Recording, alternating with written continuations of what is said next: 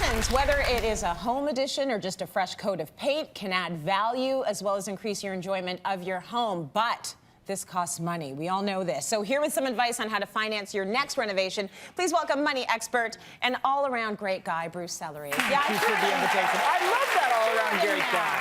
I like that guy. So you've got experience with renovations. I feel like most of us do. Oh, and it took a year for us to be able to do this segment because I did the bathrooms last year and I had to recover. There was a healing circle. There was a journaling group. I had to get my therapist all clear. Before, and there's still a sign on the bathroom door that says trigger warning. Right. Because it was so true. We removed the ceiling in the bathroom and the contractor's like, you need a new roof. I was like, no, I need a new bathtub. I don't need a new roof. Right. And then they install the counter and it's cracked and the bath shop says, oh, we'll give you some epoxy to fix it yourself. No, the solution is not me fixing it myself. So, oh my God, I just got reactivated just there. I know, and now you're triggering me.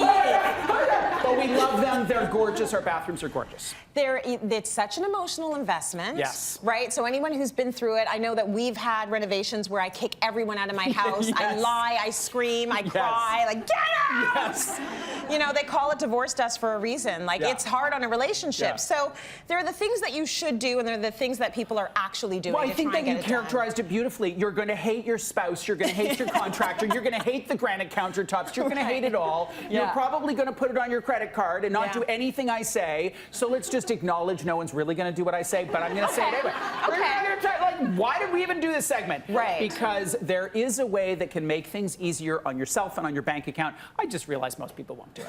No, I like the realist in you, because that's okay. We can serve up all the advice. Just ignore it if you want, or take it if you want to take it. So people have to start with the why. You've got to ask yourself your question, what do you mean by that? Why am I doing this renovation? Because there's a couple of different reasons, and they affect how much you spend. So if it is aesthetic, you just want to live in a more beautiful place, that is different from maintenance. Like the pipes are rusting, it is going to damage my house. The third thing, and I think this is where most of the delusion is, I'm investing in my property.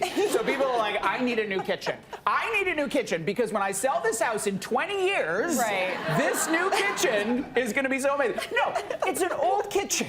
In 20 years, it's an old kitchen. Just admit it. You want the kitchen for yourself now, and that really needs to be what drives your decisions in the moment. Okay, you just want to be in a pretty space, and that's okay. It's your house. So now you've determined why you want to do it.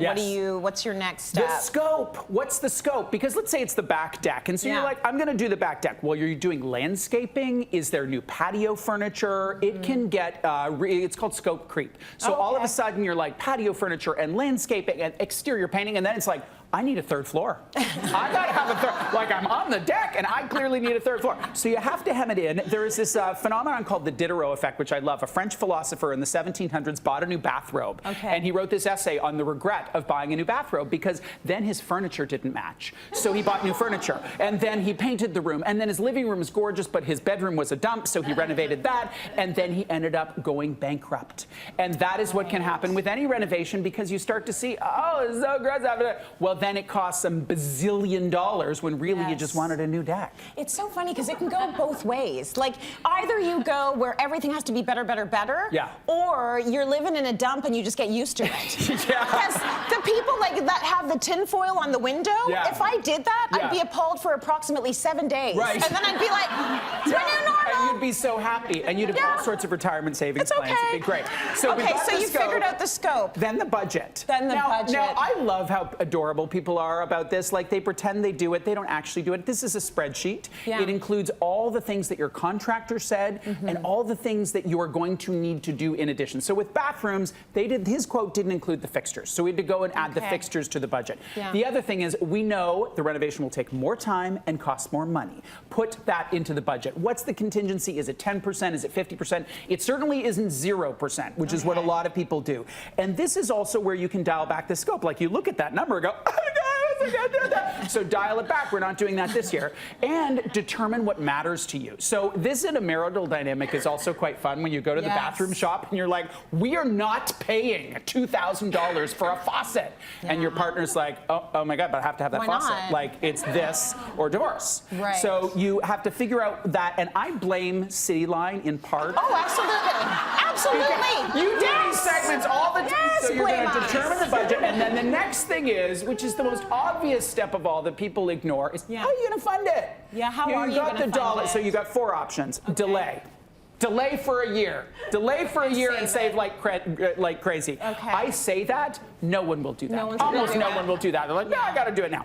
Second is do part now and do part later, which I think you have done in your past. Oh, you mean like don't do the whole reno? Don't do the whole reno. Absolutely. Do this little bit. I was talking to this family in my neighborhood. They built this beautiful house, but there were all these things they didn't do. They were in the plan, but they only did them when they could afford them. Again, most people won't do that. Yeah. Most people will do it now and put it on a credit card. Yeah. But instead of putting it on a credit card, maybe this is the time to get a line of credit, even a home equity line of credit. That may be a way to do it. The fourth way, which a lot of people do, which is high risk, is to borrow against the equity in your home, especially in markets where home prices have increased so dramatically. You're like, look, on paper, I'm a millionaire. I'm hanging out with the Kardashians. Look at all this money I have. Not true, because you need to be able to be mortgage. My view is you need to be mortgage free by retirement, and if you keep like taking a little bit from the house equity, it's going to be tough for you to pay it back. Okay. One last tip here is keep on top of that budget and make some adjustments as you go. So if the contingency was you put in 20%, but now it's 50%,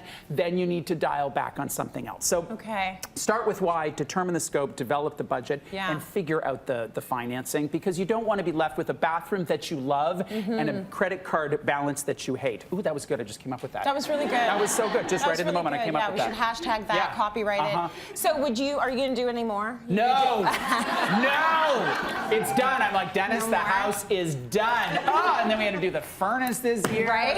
Oh. I don't know. I think I see more renos in our future, but I'm waiting for the healing circle and the therapist to give me the okay. Maybe we could move into a retirement home, like early. Maybe we could do that. Even though we're young and fit. Maybe we could do that. Renovations if you live at home. Absolutely. Done. Really good advice. Thank you, Bruce.